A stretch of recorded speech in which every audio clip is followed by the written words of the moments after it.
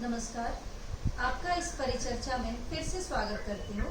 अब हम किशोर न्याय बच्चों की देखभाल एवं संरक्षण अधिनियम में विधि विरोधी बालक child in conflict with law को बोर्ड के समक्ष पेश करना तथा बोर्ड द्वारा उसके संदर्भ में की जाने वाली कार्रवाई व बोर्ड द्वारा अपनाई गई प्रक्रिया व ऐसे बालक के विरुद्ध पारित किए जाने वाले आदेशों की चर्चा करेंगे। श्रीमान जी, मैं एक बार फिर से आपका इस परिचर्चा में स्वागत करती हूँ। श्रीमान जी, कृपया बोर्ड की शक्तियाँ, कृत्य और उत्तरदायित्व का चर्चा का इस विषय पर प्रकाश डालें। मैं आपको ये बता दूं कि जो child in conflict with law यानी कि ऐसा बच्चा जिसने कोई अपराध किया है, जिसे हम विधि विरोधी बालक कहते हैं, के बारे में अन्य कानूनों में कोई भी प्रावधान होते हुए उसके जितने भी मामले हैं उनका निपटारा करने का मात्र जो अधिकार है वो सिर्फ जुवेनाइल जस्टिस बोर्ड का, और वही उनके मामलों की सुनवाई कर सकते हैं। जैसे मैंने आपको बताया कि अपील, रिवीजन वगैरह में माननीय उच्च न्यायालय और माननीय बाल न्यायालय देख सकते हैं। बाकी सारी जितनी भी कार्रवाई विधि विरोधी बालकों के बारे में होगी वो वहां के जिला में जो स्थापित या 1 से 2 जिलों के लिए स्थापित जुवेनाइल जस्टिस बोर्ड है, वहां पे ये उनका मतलब उस बोर्ड का अधिकार है कि उसके सारे मामलों का निपटारा वो बोर्ड करे। और बोर्ड के जो दूसरे दायित्व हैं वो हैं जो प्रक्रिया होगी इसमें, उसके प्रत्येक कदम पर बालक, माता पिता या संरक्षक को सूचित भागीदारी सुनिश्चित करना। यानी कि वो लोग जो भी आप कोई कार्रवाई उनके विरुद्ध मतलब बच्चे के विरुद्ध कर रहे हैं उसके बारे में वो इन्फॉर्म रहें। ये एक दायित्व है जुवेनाइल जस्टिस बोर्ड का। साथ में यह सुनिश्चित करना कि बालक की गिरफ्तारी, जांच की संपूर्ण क्रिया, पश्चात देखरेख और पुनर्वासन सुरक्षित हो, इसका भी ध्यान रखना है। विधिक सेवा संस्थाओं के माध्यम से बालक के लिए विधिक सहायता उपलब्ध हो, यह भी बोर्ड का कर्तव्य है। जहां कहीं आवश्यक हो, बोर्ड की कार्रवाइयों में प्रयुक्त की जाने वाली अगर भाषा बच्चे को समझ नहीं आ रही है तो ये भी दायित्व हो जाता है जुवेनाइल जस्टिस बोर्ड का कि वो किसी अनुवादक का अरेंजमेंट करे और बालक को उस द्वारा समझे जाने वाली भाषा में बोर्ड की जो कार्रवाई है उसके बारे में बताया जाए। परिवीक्षा अधिकारी या यदि परिवीक्षा अधिकारी उपलब्ध नहीं है तो बाल कल्याण अधिकारी या किसी सामाजिक कार्यकर्ता को मामले का सामाजिक अन्वेषण करने वाला और सामाजिक अन्वेषण रिपोर्ट, सोशल इन्वेस्टिगेशन रिपोर्ट बच्चे की उन स्थितियों के बारे में जिनके रहते उसने अपराध किया है उसके बारे में रिपोर्ट तैयार करना के लिए भी कहना ये एक दायित्व है। और ये जो रिपोर्ट है, जैसे ही जब बोर्ड इस रिपोर्ट की मांग करेगा उसके 15 दिन के अंदर अंदर ये रिपोर्ट प्रस्तुत करनी होती है बोर्ड के समक्ष। विधि का उल्लंघन करने वाले बालकों में जो धारा 14 के तहत जो भी जांच प्रक्रिया है उसका पालन करना, ये भी बोर्ड का कर्तव्य है। विधि का उल्लंघन करने वाले अभिकथित बालकों से जिनके बारे में यह कथन किया गया है कि किसी प्रक्रम पर देखरेख और संरक्षण की आवश्यकता है, सभी मामलों को इसके द्वारा इस बात को मानते हुए कि विधि का उल्लंघन करने वाला बालक उस समय देखरेख की आवश्यकता वाला बालक हो सकता है, तो उसके मामले को समिति के समक्ष यानी कि चाइल्ड वेलफेयर कमेटी के पास भेजना, ये भी एक बोर्ड का दायित्व है तथा समिति के साथ इस मामले में कोऑर्डिनेशन मेंटेन करना भी उन बोर्ड का एक दायित्व है। मामले का निपटारा करना और उसमें अंतिम आदेश पारित करना जिसके अंतर्गत बालक के पुनर्वास के लिए सारी व्यवस्थाएं हों और साथ में परिवीक्षा अधिकारी या जिला बाल कल्याण अधिकारी या किसी गैर सरकारी संगठन के सदस्य द्वारा जो उसके बाद कार्रवाई करनी होगी उसके बारे में आदेश पारित करना, ये भी बोर्ड का एक कर्तव्य है। विधि का उल्लंघन करने वाले बालकों के देखरेख के लिए योग्य व्यक्ति घोषित करना भी बोर्ड का कर्तव्य है। विधि का उल्लंघन करने वाले बालकों के लिए आवासीय सुविधाओं का प्रत्येक मास कम से कम एक बार निरीक्षण करना, ये भी बोर्ड का कर्तव्य है। और वहां पे जो उन बच्चों के लिए सेवाएं उपलब्ध की जा रही हैं उसकी क्वालिटी में अगर कोई सुधार की आवश्यकता हो तो इस बार सरकार को रिकमेंडेशन देना भी एक बोर्ड का कर्तव्य है। विधि का उल्लंघन करने वाले किसी बालक के विरुद्ध इस अधिनियम या किसी अन्य कानून के तहत अपराधों के संबंध में इस बारे में की गई शिकायत पर प्रथम इतिला रिपोर्ट रजिस्टर करने के बारे में पुलिस को आदेश देना। अगर जब बोर्ड इंस्पेक्शन करता है किसी भी जहां पे बच्चों को रखा गया है, तो अगर वहां पे उसको ये लगता है कि बालक के विरुद्ध कोई अपराध हुआ है तो इस बारे में ये भी बोर्ड का एक कर्तव्य है कि वो पुलिस के पास प्रथम सूचना जो है रापट इसके बारे में दर्ज करने के आदेश दे।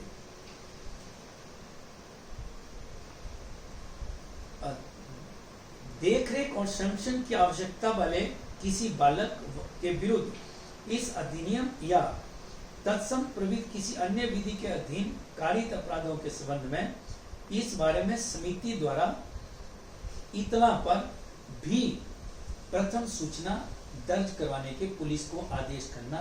ये भी बोर्ड का एक दायित्व है। इस बात की जांच करने के लिए कि क्या वयस्कों के लिए बनी जेलों में कोई बालक डाला गया है, तो उन जेलों का नियमित निरीक्षण करना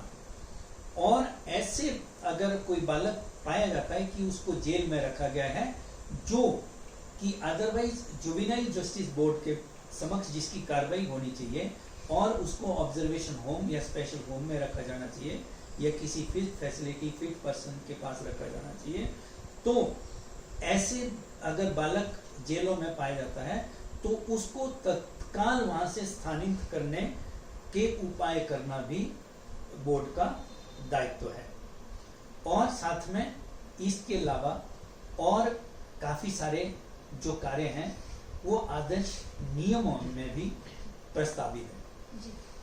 क्या बोर्ड को बालक की आयु निर्धारित करने वाला कोई कार्यवाही करनी होती है? इस बारे में आपको ये बताना चाहता हूं कि अगर तो जब किसी बालक को बोर्ड के समक्ष लाया जाता है और बोर्ड को ये लगता है कि वो जो बालक देखने में है वो बालक ही लगता है और उसकी जो आयु है वो 18 वर्ष से कम है, तो ऐसे बालक के विरुद्ध जो है आगे बोर्ड कार्यवाही कर सकता है। परंतु अगर बालक के देखने पर बोर्ड को यह लगता है कि इसकी आयु जो सही आयु है उसको जांच किया जाना चाहिए, तो इसके बारे में बोर्ड जो है वो इंक्वायरी कर सकता है और उसकी आयु निर्धारण कर सकता है। और वो जब आयु निर्धारण करेगा तो बोर्ड को सबसे पहले तो बच्चे ने जो पाठशाला अटेंड की हो या उसने कोई मैट्रिकुलेशन का बोर्ड का एग्जाम दिया हो, तो जो उसका प्रमाण पत्र है उसके आधार पर उसके आयु का निर्धारण करना पड़ेगा। परंतु अगर ऐसा उसके पास कोई सर्टिफिकेट नहीं है, बच्चे ने जैसे स्कूल नहीं गया है या बोर्ड की परीक्षा नहीं दी है या कोई स्कूल अटेंड नहीं उसने किया है, तो ऐसी स्थिति में नगर निगम, नगर पालिका या फिर ग्राम पंचायत द्वारा दिया गया जो है वो प्रमाण पत्र देखना होगा। मैं आपको एक चीज बता दूं कि आप दूसरे प्रकार के जो सर्टिफिकेट हैं उनको तभी देखेंगे अगर पहले प्रकार के सर्टिफिकेट नहीं है। इसके आप अगर बच्चा मैट्रिकुलेट है और उसके पास और वो पढ़ा लिखा है और उसने स्कूल अटेंड किया है और वहां से उसको सर्टिफिकेट मिल सकता है, तो आप सीधे दूसरे वाले मोड पे नहीं जा सकते हैं। तो आपको पहले उसके जो एजुकेशनल क्वालिफिकेशन है और जो स्कूल का सर्टिफिकेट है उसको देखना होगा। और दूसरा फिर उसके बाद आप नगर निगम, नगर पंचायत या ग्राम पंचायत द्वारा सर्टिफिकेट देखेंगे। फिर अगर ऐसी भी स्थिति है कि बच्चे का ना तो सर्टिफिकेट नगर पंचायत का है ना ही उसका वहां का मतलब किसी और म्यूनिसिपैलिटी का या कॉरपोरेशन का सर्टिफिकेट नहीं है, तो आपको ऐसी स्थिति में फिर बच्चे का ऑसिफिकेशन जो टेस्ट है वो करवाना पड़ेगा। और उस टेस्ट या कोई आजकल के जैसे कोई नवीनतम अगर कोई टेक्निक है जिसके तहत आयु निर्धारित की जा सकती है, तो उसका जो है ना निर्धारण करवाना पड़ेगा। और इसके बारे में 15 दिन के अंदर अंदर जब बोर्ड आदेश देगा तो जो मेडिकल एक्सपर्ट्स हैं उनको अपना ओपिनियन 15 दिन के अंदर अंदर बोर्ड को देना पड़ेगा। और जो ये आयु बच्चे की बोर्ड डिटरमाइन करेगा, जो बोर्ड पाएगा कि बच्चे की ये आयु है, तो इसके बारे में जो आपने आयु निर्धारित की है बच्चे की प्रिंसिपल मैजिस्ट्रेट ने, तो जुवेनाइल जस्टिस बोर्ड ने, तो वो जो आयु है उसकी इस अधिनियम के तहत जो उसके विरुद्ध कार्यवाही की जाएगी उसके लिए वो उस बच्चे की आयु मानी जाएगी। फिर मैं आपको एक चीज बता दूं कि एक सन 2012 में माननीय सर्वोच्च न्यायालय के पास एक मुकदमा आया जो राजस्थान हाईकोर्ट के फैसले के विरुद्ध था। उसमें स्थिति ऐसी थी कि जो child in conflict with law था उसने एक अन्य अपराधी के साथ अपराध किया था, कोई हीनियस क्राइम किया था उसने, और फिर वो ये क्लेम कर रहा था कि मैं एक जुवेनाइल, परंतु उसने ऐसा रिकॉर्ड पेश कर दिया स्कूल का और अदरवाइज दूसरा भी रिकॉर्ड अवेलेबल था स्कूल का जिसके तहत कि उसकी आयु में 3 वर्ष का फर्क था। यानी कि एक में 1990 उसकी डेट ऑफ बर्थ एंटर थी और दूसरे में उसकी 1987 जो है ना वो एंटर थी आई। तो क्या हुआ कि नीचे जो मतलब जहां पे निचली अदालतों में जहां पे ये मुकदमा लगा जैसे जुवेनाइल जस्टिस बोर्ड में, उसके बाद जब अपील में गए और इवन हाई कोर्ट तक ये फैसला रखा गया कि बच्चे को बेनिफिट दे दिया उन्होंने और उसकी आयु जो है ना वो निर्धारित कर दी कि वो जुवेनाइल था और उसको जुवेनाइल जस्टिस बोर्ड के साथ दे दिया। परंतु जो बच्ची 11 साल की बच्ची के साथ इसमें रेप हुआ था, तो वो बच्ची का जो पिताजी हैं वो सुप्रीम कोर्ट चले गए, परंतु सुप्रीम कोर्ट ने ये फैसला किया कि जो उसने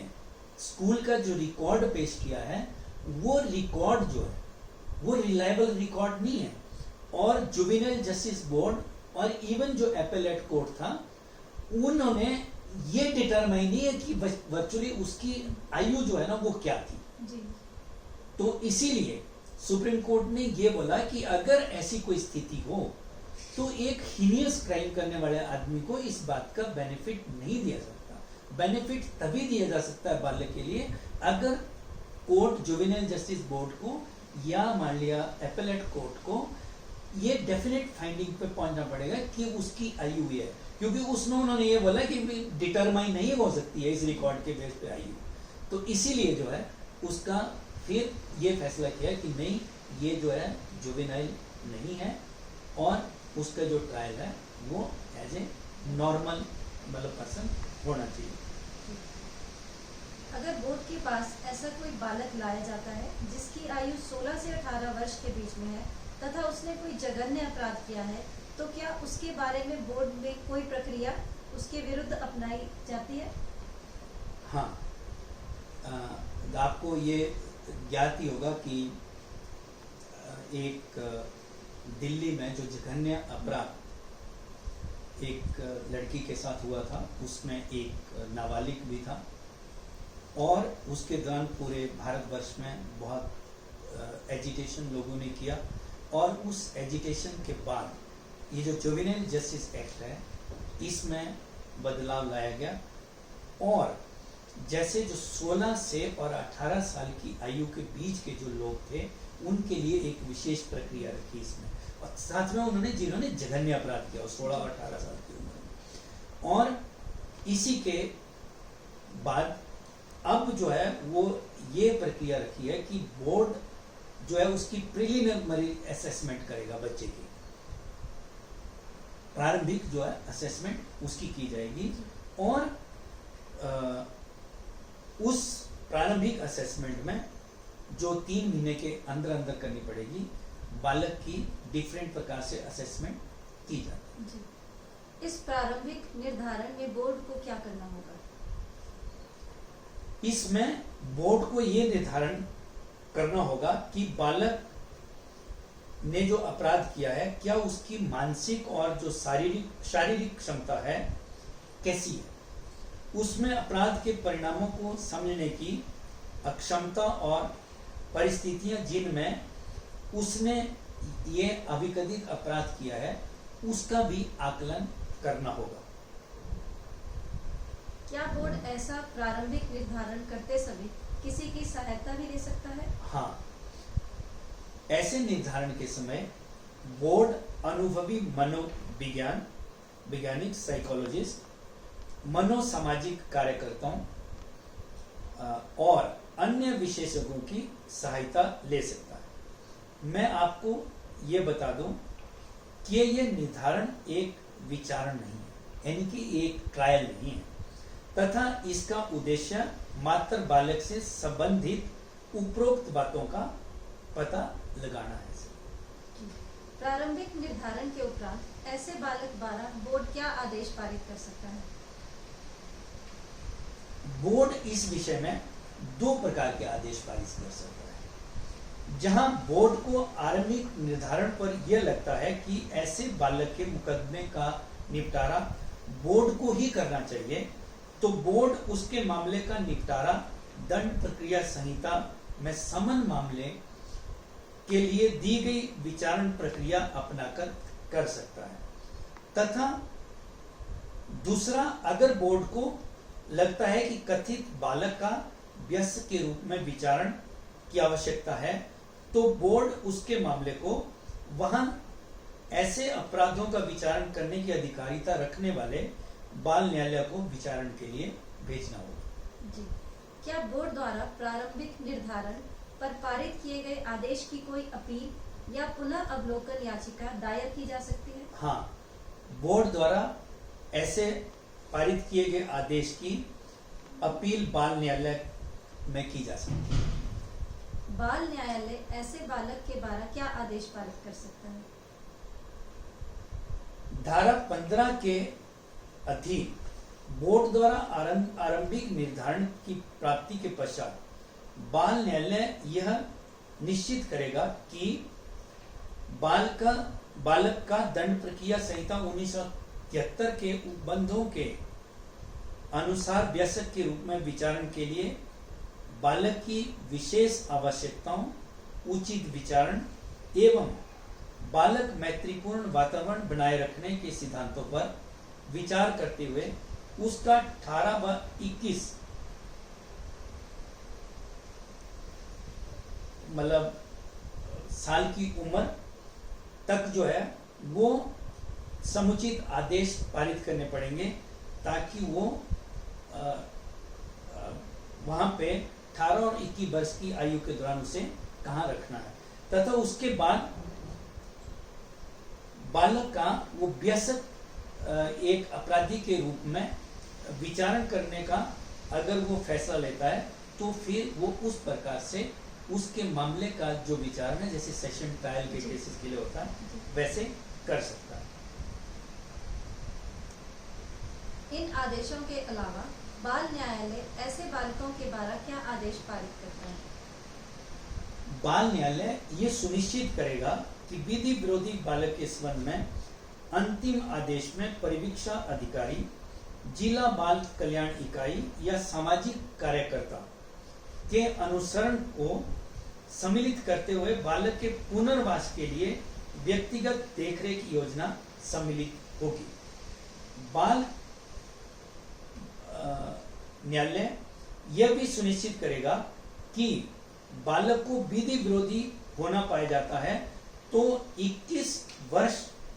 तक की आयु प्राप्त करने तक उसे सुरक्षा के स्थान यानी कि प्लेस ऑफ सेफ्टी में भेजा जाएगा।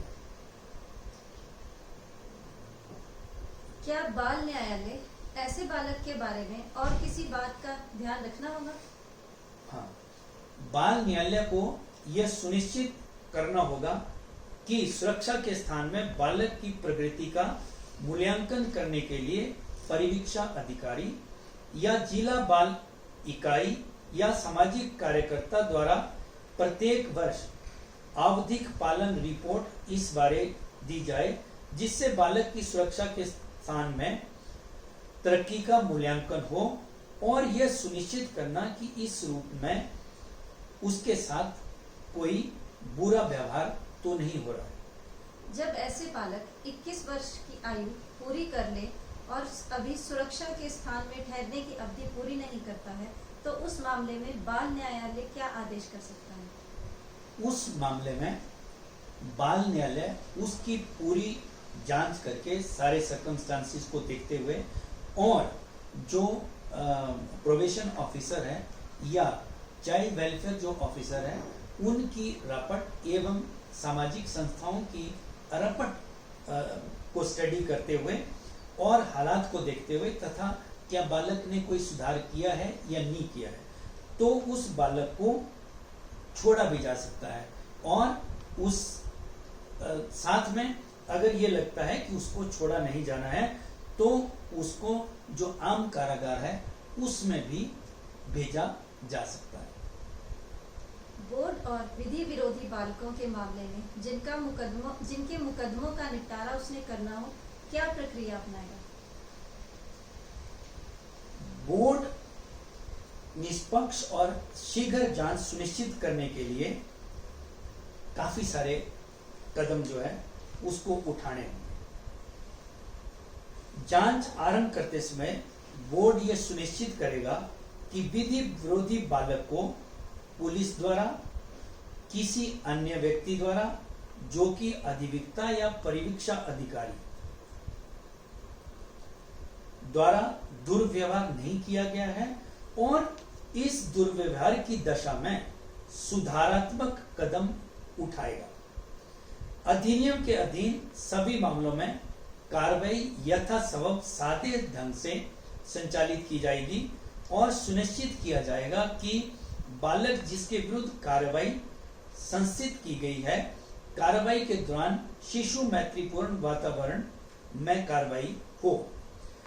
बोर्ड के समक्ष लाए गए बालक को सुने जाने और जांच में भाग लेने का अवसर दिया जाएगा। छोटे मोटे अपराध के मामले बोर्ड द्वारा दंड प्रक्रिया संहिता 1973 के अधीन समरी केसों के लिए बनाई गई प्रक्रिया के माध्यम से निपटाए जाएंगे। गंभीर अपराधों की जो जांच है वह जघन्य अपराध में सम्मिलित ऐसे बालक जो जुर्म करने की तारीखों 16 वर्ष से कम आयु का हो, दंड प्रक्रिया संहिता में जो समन केसी के लिए प्रोसीजर दिया गया है उसके तहत विचारण करेगा। जैसे मैंने आपको पहले बताया ही है कि अगर बालक बाई चांस 16 वर्ष से उम्र का हो और उसने जघन्य अपराध किया हो तो उसके लिए जो मैंने आपको उपरोक्त प्रक्रिया बताई वो उसको करनी पड़ेगी, बोर्ड को करनी पड़ेगी। गवाहों के जो बयान हैं जब वो दर्ज किए जाएंगे तो ये बोर्ड को सुनिश्चित करना पड़ेगा कि जो स्ट्रिक्ट एडवर्सेरियल सिस्टम है वो फॉलो ना हो और जो बोर्ड है वो भारतीय साक्ष्य अधिनियम की धारा 165 में जो प्रोसीजर प्रोवाइडेड किया है उसके तहत मतलब एक्टिव पार्टिसिपेशन बोर्ड को करनी होगी और ताकि बालक के अगर फेवर में कोई चीज आ रही है और वो सामने आए। जब अभियोजन पक्ष की गवाही पूर्ण हो जाती है तो क्या उस बालक को भी अपनी बात रखने का मौका मिलेगा? हाँ, जब अभियोजन पक्ष की गवाही पूरी हो जाती है तो बालक को अपनी बात रखने का पूरा मौका मिलेगा और इवन वो अपनी तरफ से साक्ष्य भी दे सकेगा। परंतु ये एंश्योर करना पड़ेगा बोर्ड को कि जब बच्चे से प्रश्न पूछे जाएं वो सरल भाषा में पूछे जाएं, उसको समझने वाली भाषा में पूछे जाएं और उससे मतलब जैसे वो बातचीत के लहजे में पूछे जाए ताकि बच्चे को ऐसा लगे कि उससे चाइल्ड फ्रेंडली इन्वायरमेंट में बात हो रही है। क्या बोर्ड द्वारा बालक द्वारा की गई इंक्वायरी का निपटारा करने की समय सीमा नहीं है? हाँ, बोर्ड को जघन्य अपराधों को छोड़ करके 4 माह की अवधि के अंदर अंदर जो छोटे मोटे मामले हैं उनका निपटारा करना होता है और इसके अगर बाई चांस 4 महीने में वो निपटारा नहीं होता है तो बोर्ड ज्यादा से ज्यादा 2 महीने की अवधि और बढ़ा सकता है और अगर बाई चांस जघन्य अपराध है तो ऐसे मामलों में फिर बोर्ड को या तो मुख्य न्याय दंडाधिकारी या फिर चीफ मेट्रोपॉलिटन मैजिस्ट्रेट अगर किसी मेट्रोपॉलिटन सिटी की बात है से मतलब जो है ना अनुमति लेनी होगी और उनको भी पूरे कारण लिख करके इसमें आगे उसको मतलब टाइम देना है या नहीं देना है वो फिर उनको भी कारण लिख के ये समय देना है। अगर जांच इस बढ़ाई गई अवधि में पूर्ण नहीं होती है तो क्या परिणाम हो सकते हैं? जहां पे छोटे मोटे अपराध हैं वहां पे तो आपको मतलब बोर्ड को वो प्रोसीडिंग जो है वो टर्मिनेट करनी पड़ती है। परंतु मैंने आपको बताया कि जो जघन्य मामले हैं उसमें इस अवधि को सिर्फ मुख्य न्यायिक दंडाधिकारी या फिर चीफ मेट्रोपॉलिटन मैजिस्ट्रेट जो है वो कारण बताकर ही बढ़ा सकते हैं। क्या बोर्ड की बैठक ना होने की स्थिति में बालक को एक सदस्य के समक्ष पेश कर सकते हैं? हाँ, परंतु जब उसे एक किसी सदस्य के समक्ष पेश किया जाएगा और जो एक कोई सदस्य आदेश पारित कर रहा है उसको बोर्ड से अगली ही मीटिंग में रेटिफाई कराना अनिवार्य है। क्या बोर्ड के एक सदस्य का फैसला अंतिम हो सकता है? नहीं, किसी भी मुकदमे के निपटारे के समय एक प्रिंसिपल मैजिस्ट्रेट और एक मेंबर का होना अनिवार्य है। क्या ऐसी परिस्थिति भी आती है जब बोर्ड सदस्य गणों के विचार अलग अलग होते हैं? हाँ, अगर ऐसी कोई स्थिति आती है तो कोई भी निर्णय जो है वो मेजॉरिटी के नियम के तहत किया जा सकता है। अगर जांच के दौरान कोई बच्चा बालिग हो जाता है तो ऐसी स्थिति में क्या होता है? ऐसे उसको ऐसे ही उसके विरुद्ध कार्रवाई चलती रहेगी कि जैसा वो बच्चा अभी बालक ही है। यदि कोई बालक जो अब एडल्ट हो गया है परंतु अपराध करने के समय नाबालिग पाया गया था तो क्या होगा? हाँ, उसके विरुद्ध भी कार्रवाई वैसे ही चलती रहेगी जैसे वो अभी भी बालक है, परंतु उसको बाकी बालकों के साथ ऑब्जर्वेशन होम में नहीं रखा जा सकता अगर उसे जमानत नहीं दी गई है, और उसे प्लेस ऑफ सेफ्टी में रखा जाएगा। बोर्ड विधि विरोधी बालक के संबंध में क्या क्या आदेश पारित कर सकता है? एक तो जब इंक्वायरी पे बोर्ड को यह लगता है कि बालक ने कोई अपराध नहीं किया है तो वो उसे छोड़ भी सकता है, और साथ में जब उस बालक को छोड़ेगा और ये लगता है बोर्ड को कि इसको ये जो बच्चा है जिसको उन्होंने छोड़ा है वो child in need of care and protection है, तो ऐसे बालक के मामले को वो चाइल्ड वेलफेयर कमेटी को भी भेज सकता है। और अगर इंक्वायरी करने के उपरांत और सोशल इन्वेस्टिगेशन रिपोर्ट देखने के बाद व अन्य सर्कमस्टांसिस को देखने के बाद बोर्ड को यह लगता है कि बच्चे ने अपराध किया है तो उसके विरुद्ध काफी सारे जो आदेश हैं वो बोर्ड पारित कर सकता है, जिसमें से एक तो ऐसा है कि बच्चे की माँ बाप की काउंसलिंग करके या बच्चे को रेप्रीमांड करके जो है छोड़ा जा सकता है। साथ में उसको समूह काउंसलिंग सामान्य क्रियाकलापों में भाग लेने के लिए निर्देश दिए जा सकते हैं। अच्छा, और उसको सोशल सर्विस करने के आदेश भी किसी संगठन में दिए जा सकते हैं। फिर उसके अलावा अगर बालक कमाता है, जैसे 14 साल की आयु से ऊपर का है, तो उसको या उसका जो पेरेंट्स है या गार्डियन है उनको जुर्माना देने के लिए कहा जा सकता है, और साथ में उसको बच्चे को परिवीक्षा पे भी छोड़ा जा सकता है सारी स्टडी करने के बाद और रिपोर्ट लेने के बाद, और उसको जैसे किसी फिट फैसिलिटी फिट पर्सन के उसमें भी रखा जा सकता है, और उसको ऐसे उस पे अपने उसके बॉन्ड पर पर्सनल बॉन्ड पर उसके माँ बाप के पास भी दिया जा सकता है, परिवीक्षा पर यानी कि प्रोबेशन पर छोड़ा जा सकता है। ऐसी स्थिति में फिर प्रोबेशन जो ऑफिसर है उसको ये बोला जाएगा कि वो बच्चे का जो है वो ध्यान रखेगा कि ताकि उसकी जो जरूरतें हैं वो उसकी जो नीड्स हैं वो पूरी हो रही हैं, एजुकेशनल दूसरी जो नीड्स हैं उनका वो ध्यान रखेगा। और ऐसे में परंतु ये जो अवधि होगी ये 3 वर्ष से ज़्यादा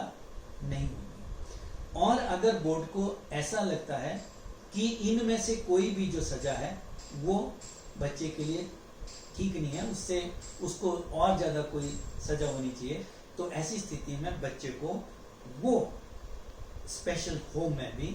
रखने के आदेश पारित कर सकता है, परंतु ये 3 वर्ष से ज़्यादा के लिए नहीं हो सकता। और अगर ऐसा बालक लगता है उनको कि जो बाकी बच्चों के साथ नहीं रह सकता, जैसे मान लिया कई बार बोर्ड को ऑब्जर्वेशन से लगता है कि ये रॉडी है या दूसरा मतलब ठीक नहीं है, जघन्य अपराध किया है और कोई शरारत कर सकता है, बच्चों को तंग कर सकता है, तो ऐसे में वो ऐसे भी आदेश पास कर सकते हैं कि ऐसे बच्चे को सुरक्षा के स्थान में यानी कि प्लेस ऑफ सेफ्टी में, जहाँ 18 साल से ऊपर की आयु के बच्चे रखे जाते हैं नॉर्मली या जघन्य अपराध करने वाले, वहाँ पे भी रखने के आदेश दे सकता है। जी। क्या बोर्ड इन आदेशों के उपरांत और भी कोई आदेश पारित कर सकता है? हाँ, जो तो जैसे स्पेशल होम में जो आदेश है उसको के अलावा उसके अलावा जो और कोई दूसरे आदेश अगर वो पारित करता है बोर्ड, तो बच्चे को विद्यालय नियमित रूप से जाने के लिए, व्यावसायिक परीक्षण केंद्र जाने के लिए, चिकित्सा केंद्र जाने के लिए, या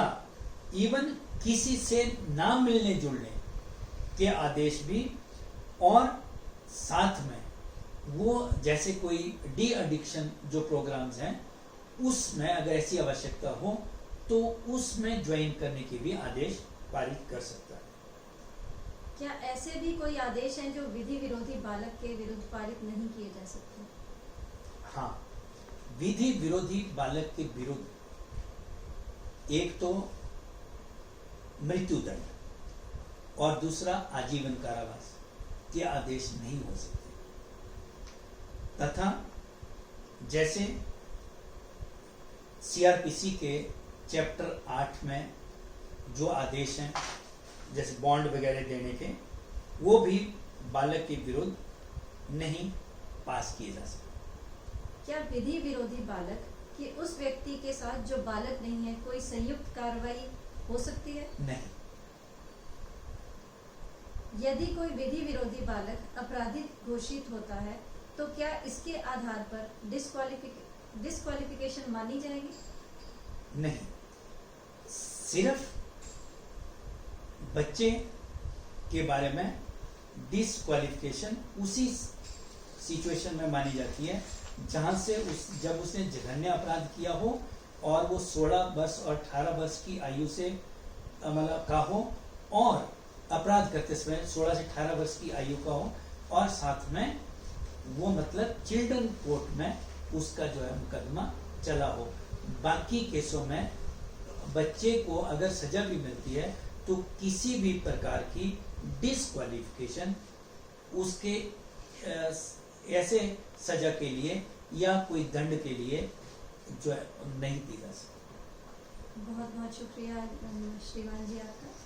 धन्यवाद।